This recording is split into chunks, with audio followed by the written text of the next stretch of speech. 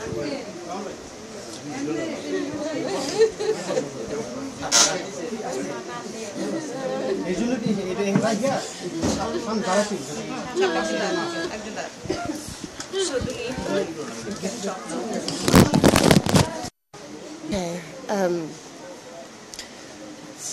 don't know which words I should use, because this is so amazing for me. I didn't ever thought this could happen. So it's just fantastic, and I'm so happy and glad for everyone who has made this possible for me, so I could meet my mother and see her for the first time, and hopefully many more times.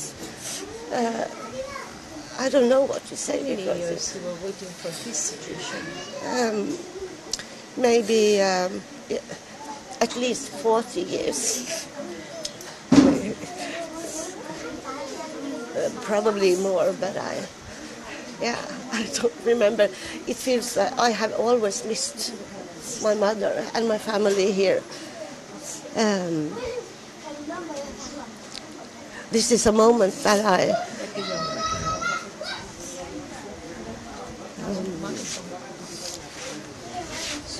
this moment is So it's the যেমনটা আমরা বলছিলাম যে পদ্মাপাড়ের মেয়ে নরওয়ের দুলি এসেছে তার মায়ের সাথে দেখা করতে মুক্তানগর গ্রামে রূপসা ইউনিয়নে এবং শিবালয় উপজেলায় মানিকগঞ্জে। আমরা দেখছিলাম যে আমরা যা বলছিলাম যে কিভাবে এই 50 বছর পরে মা মেয়ের মিলন হলো। দুলি আসলে বলছিলেন যে 40 বছর ধরেই তিনি তার মাকে খুঁজছেন। তিনি যখন একটু বড় হয়েছেন তখনই তিনি অনুভব করছেন কিছু একটা শূন্যতা তার জীবনে, যদিও তিনি একটি উন্নত বিশ্বের একটি পরিবারে বড় হয়েছেন দত্তক হিসেবে, এবং আরও তার 3 ভাই বোন ছিল ভারত এবং ব্রাজিল থেকে নেওয়া, আরও 2 বোন এবং 1 ভাইয়ের সাথে তিনি বড় হয়েছেন। দুলি উলসেন কৃষিবিদ বাবা এবং তার স্কুল শিক্ষক মার কোলেই বড় হয়েছেন দুলি, কিন্তু বারবারই তিনি তার জন্মদাত্রী মায়ের খোঁজ করছিলেন। এবং তিনি যখন 71 টিভির সাথে যোগাযোগ করেন 4 মাস আগে, তখন আসলে আমরা 3টি সূত্র 3টি জিনিস খুঁজে পাই, যে কদমতলী গ্রাম, আম্বিয়া খাতুন এবং শীতল ব্যাপারী মানিকগঞ্জের।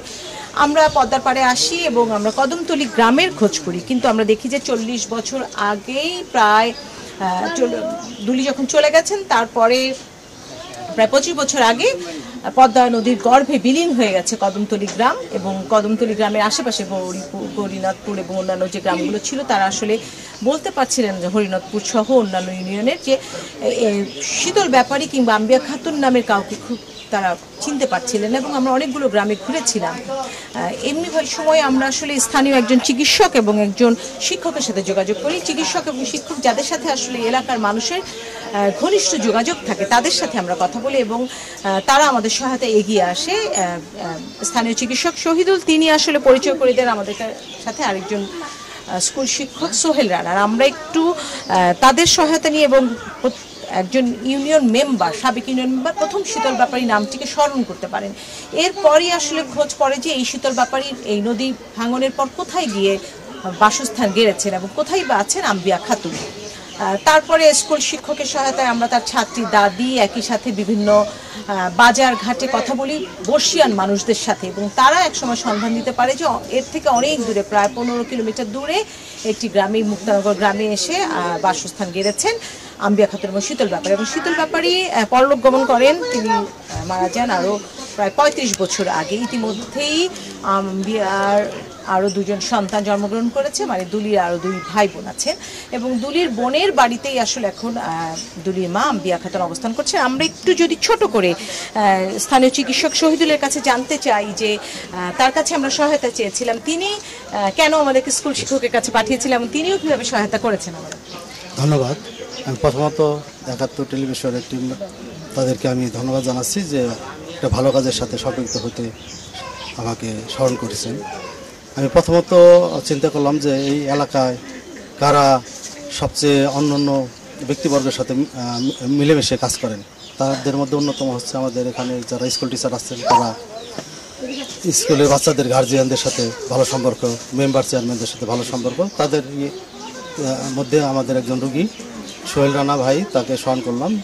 সে যথেষ্ট কষ্টের মাধ্যমে ওনাদের অনেক খোঁজাখুঁজির পরে আইডেন্টিফাই করা গেছে এবং ওই গ্রাম থেকে তার পরবর্তী গ্রামে তার অবস্থান করেন। আজকে যে আমরা একটা আবেগঘন পরিবেশে আমরা আছি, আমরা আলহামদুলিল্লাহ সর্বশেষ আমরা সফল হয়েছি, আমাদের পরিশ্রম আমাদের সার্থক হয়েছে। এই পাশাপাশি এটাই প্রমাণ করে যে আসলে মা এবং সন্তানদের সম্পর্ক এটা আসলে নারীর টান, এটা কখনো এটা দূরে যাওয়ার না। আমরা একটু সোহেল রানার সাথে কথা বলতে চাই, 1 নং গোপীনাথপুর প্রাথমিক বিদ্যালয়ের শিক্ষক। তিনি আসলে আমাদের সাথে দীর্ঘ সময় প্রায় 3 মাস তিনি আমাদের সাথে ছিলেন এবং আমরা বিভিন্ন গ্রামে ঘুরেছি এবং আমরা বর্ষিয়ান সব মানুষের কাছে পৌঁছেছিলাম, কিন্তু এক সময় আসলে আমরা থেমেও গিয়েছিলাম যে আমরা হয়তো আর খুঁজে পাবো না, এবং 3 জন আম্বিয়া খাতুনের সন্ধান আমরা পাই এবং তারপরে আপনি বিভিন্ন জায়গায় খুঁজে খুঁজে বের করেন যে সঠিক আম্বিয়া খাতুন কে। যে আমি এরকম খুঁজতে খুঁজতে 3 জন এরকম পাইছিলাম, আরও 3 জন পাওয়ার পরে দেখলাম যে মিলে না, ইতিহাসটা মিলে না। পরবর্তীতে খুঁজতে খুঁজতে আমার স্কুলের একটা ছাত্রী, ওর হলো দাদি, ওনার আবার মনে হয় আত্মীয়, ওনার কাছ থেকে আমি তথ্যটা পাইছি যে মাচান গ্রামে আছে। পরবর্তীতে আমি মাচানে আমার কিছু ফ্রেন্ড সার্কেল আছে, এই পরবর্তী তাদের সাথে যোগাযোগ করি, তাদের সাথে যোগাযোগ করার পরে আস্তে আস্তে আমি মানে এবং এরপর তিনি আমাদেরকে আসলে খবর পাঠান। আমরা যদি একটু দেখতে চাই যে গত আধা ঘন্টা ধরেই আসলে আমরা দেখাচ্ছিলাম যে মা মেয়ের এই কান্না, আবেগঘন মুহূর্ত এবং ভাষা তারা কেউ কারোটা বোঝেন না, কিন্তু ইশারা ভাষা এমন একটি ভাষা এবং মা মেয়ের যে সম্পর্ক, সেই সম্পর্কে আসলে ভাষা কোনো বাধা হয়ে দাঁড়ায় না। সেখানে তারা একজন আরেকজনকে অনুভব করছেন এবং দুলি বলছিলেন তিনি 40 বছর ধরে অপেক্ষা করছেন, আর মা আম্বিয়া খাতুন বলছিলেন যে যেদিন তিনি দুলিকে দিয়ে এসেছিলেন দত্তক্ষণ থেকে, সেদিন থেকেই তিনি একটি শূন্যতার মাঝে আজ পর্যন্ত বেঁচে আছেন। আমরা যদি একটু ছোট করে কথা শুনতে চাই, মা আম্বিয়া খাতুন কখন কোন পরিস্থিতিতে আসলে কোলের সন্তানকে সেখানে দিয়ে আসেন? ওর বাপে আমার খেদাই দেয়, সাদা একখান কাপড় দিয়ে দুটি দিয়ে তারপর আমার বাড়িতে নামাই দেয়। আমি পাশের বাড়ি যাই, থাই পাশের বাড়ি যাই থাই, হেনটা আমার খেদাই দেয়, হেন আমার থাকবে দেয় না। যাই মায়ের বাড়ি, মায়ের জায়গা দেয় না। হেনতে যাই চাষার বাড়ি, গ্রামের সম্পর্কে চাষা এই বাড়ি যায় মাটির মধ্যে, সারাদিন ওরে নিয়ে আসল সারা রাত থুইয়ে তাইয়া। তারপরে আমার এই চাষায়, তারপরে গ্রামের সম্পর্কে মামা হয়, তার হাতে টাকা পাঠাই দেয়, যাই দেওয়ারের বাসায় যাই, দেওয়ারের বউ জায়গা দেয় না, কথাও কয় না, ফিরেও চাইলা। বাসুরজির বাসায় গেলাম, বাসুরজি আরে গালাগালি মুহামি করলো। তারপরে আমার মামি কই তোর কোন জায়গা নেই, যাই সে নিয়ে গেল, যাই বাসায় বাসায় ঘুরছে, ওরে নিয়ে বাসায় বাসায় ঘুরছে, কোন কাম ওরে দিয়ে কাম না সে কই বলো তুইও বাঁচবি, ও বাঁচবো, তাহলে ওরে এদিন কেন দিয়ে দে, ও বাঁচুক, তুমি বাইসে থাক।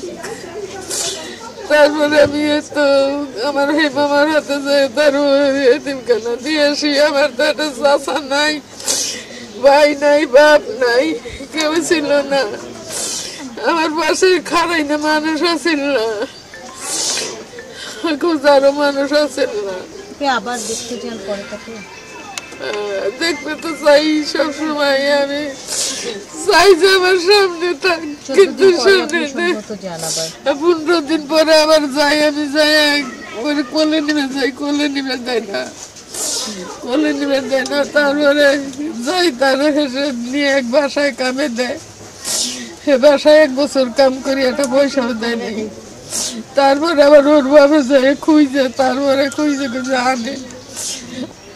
যেটি বলছিলেন যে আমরা আগের সংবাদে জানিয়েছিলাম, তার পরপরই আসলে দুলি এসে প্রবেশ করেন তার এই মায়ের কাছে মুক্তানগর গ্রামে এবং তার বোনের, ছোট বোনের বাড়িতে। এবং আপনারা দেখতে পাচ্ছেন যে আমরা যদি দেখাই যে পুরো গ্রাম আসলে দীর্ঘ সময় ধরে আজ সকাল থেকে অপেক্ষা করছিল যে কখন তাদের ঘরের মেয়ে ঘরে ফিরবে। এবং দুলির মা আম্বিয়া খাতুন এই খবরটি পেয়েছেন গত 1 সপ্তাহ আগে আমাদের কাছে, যখন যে তার শেষ পর্যন্ত আমরা দুলির মাকে ফিরে পাওয়ার পর থেকে, তখন থেকেই তার আসলে একটি দীর্ঘ অপেক্ষা ছিল তার এই মেয়ের জন্য।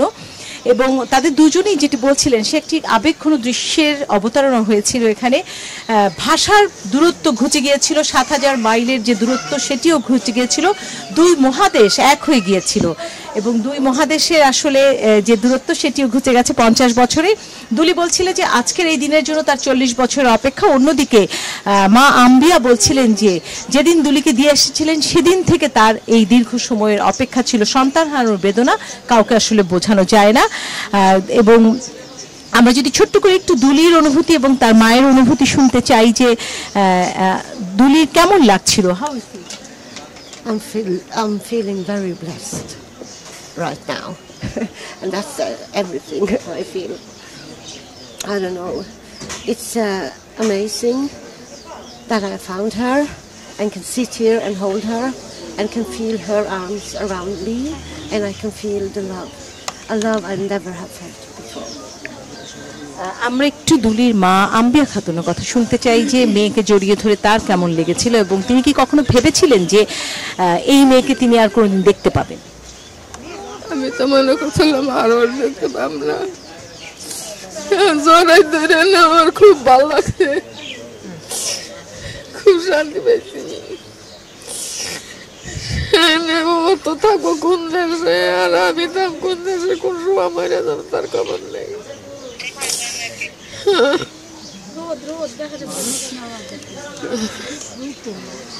যদিও মা কাঁদছেন যে মেয়ে ফিরে যাবেন আবার, কিন্তু মেয়ে দুলি আমাদেরকে বলেছেন তিনি বারবার ফিরে আসতে চান তার এই দেশে এবং তার নরওয়ের যে মা এখনো বেঁচে আছেন তিনিও আজকে খুব খুশি যে দুলি তার জন্মদাত্রী মাকে শেষ পর্যন্ত শেকড়ের সন্ধানে এসে খুঁজে পেয়েছেন এবং তারা সকলেই আসলে আপ্লুত এবং দুলি কৃতজ্ঞতা প্রকাশ করেছেন বাংলাদেশের মানুষ এবং মানিকগঞ্জের বাসী যারা তাকে স্থানীয় মানুষ এবং ৭১ টিভিকে যারা সহায়তা করে আজকে তার মাকে খুঁজে দিয়েছেন এবং তিনি মার কাছে ফিরে আসতে পেরেছেন।